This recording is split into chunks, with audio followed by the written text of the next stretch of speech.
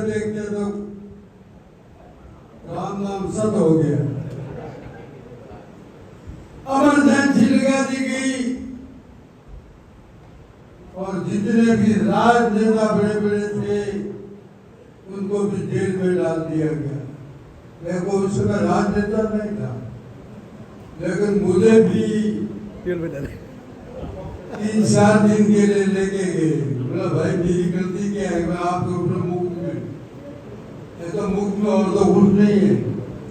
तो बोला आप शाखा में और वो सब, बोला ये शिवसेना भाजपा की शाखा लगती है, अलग है, राष्ट्रीय स्वयं की शाखा लगती है, तो इसमें क्या है, बुराई क्या है, हम सीखने को जाते हैं। लेकिन मेरी उम्र उस समय नाबालिग थी और मुझे छोड़ दिया गया, तीसरे चौथे दिन छोड़ दिया गया। जेल 2 साल आखिर जेल ही होती, मुझे जेल में डाला था, वापस बाहर बिठा दिया गया और छोड़ दिया गया। वो इमरजेंसी हम काला दिवस के रूप में हमेशा अपनाते हैं। इस देश के अंदर कोई आफत नहीं आई थी। आपातकाल जब लगती है कि देश को कुछ आफत आ जाए, कोई हमला कर दे दूसरा देश तो आफत लगती है, कोई आफत नहीं थी। इंदिरा गांधी हार रही थी, उनकी सरकार जा रही थी और उसी की वजह से सारे भारतीय जनता पार्टी के नेता थे, सबको अंदर डाल दिया। और जब जेल में बैठे बैठे जीते एक छोटा सा लाइब्रेरी में नाम इंदिरा जी, एक स्त्री वाला और एक पान वाला था, उसने झंडे कांग्रेस के लगाए हुए थे। उसने कहा भैया कौन जीतेगा, बोला जीतेगा जेपी साहब। बोला आपने झंडे तो कांग्रेस के लगाए, अपना डर के मारे। और इंदिरा जी हार गई थी, वो सुना।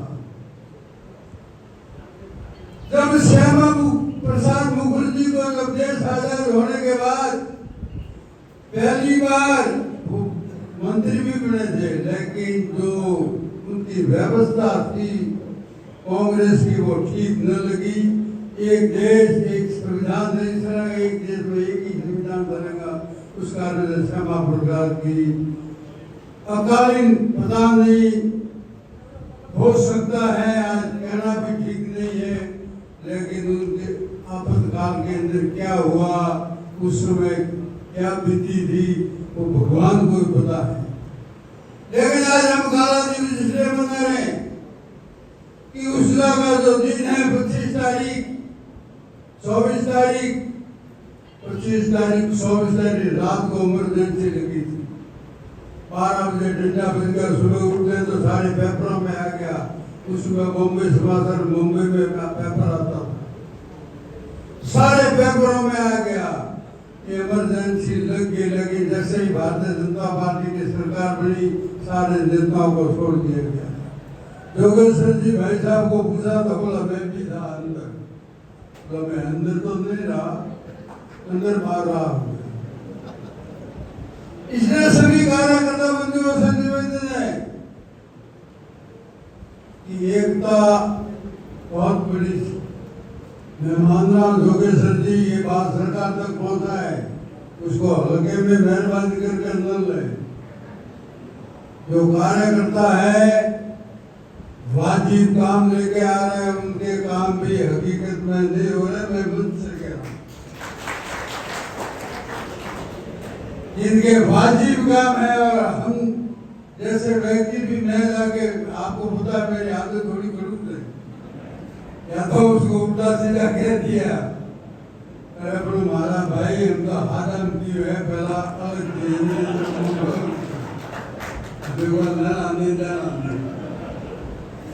लेकिन ये सरकार तक बात पहुंचाना बहुत जरूरी है कि आम कार्यकर्ता का काम होना चाहिए। आज इस मुझे भी पता है, सब कार्यकर्ता आपके पास आते हैं, मेरे पास आएंगे, क्या समझ जाएंगे कितना लंबे से काम नहीं हुए। मैं तो होने के नहीं होता कि मोहरा आप और स्थिति है। तो आपकी सभी कार्यकर्ताओं की भावना रखते हुए माननीय भाई साहब योगेश चंद्र से निवेदन है के साहब प्रभारी मंत्री आएंगे उनसे भी निवेदन है जो कार्यकर्ता का वाजिब काम होना चाहिए। मैं नहीं कह रहा हूँ गलत काम लेकर गलत काम करो, वाजिब काम है वो कार्यकर्ता का होगा 130% होगा। विधानसभा में तो आप पहुंचाएगा आपने मतदान दी, लेकिन सिर्फ शब्द बोल दे हर कोई हार नहीं मानता। आपको आम कार्यकर्ता हारने आम जनता हारने है, मुझे लगा था 25,000 पर के हारे मुँह हारे तो फिर पूछी दोनों तो भाई लोग बीच लेती तो गरीबी व्यवहार हो रही। लेकिन कार्यकर्ताओं को धन्यवाद दूंगा कि एक एक कार्यकर्ता ने रात दिन मेहनत करके पूरे 500 की 500 सीट जिताने की कोशिश की। और यदि मैं 25,000 से हारता तो मान जाता कि जनता ने मुझे वोट दे दी। इसमें जनता कोई दोषी नहीं, कार्यकर्ता एक भी दोषी नहीं। दोषी कौन है वो आप सब जानते हैं। दोषी कौन है वो सब जानते हैं।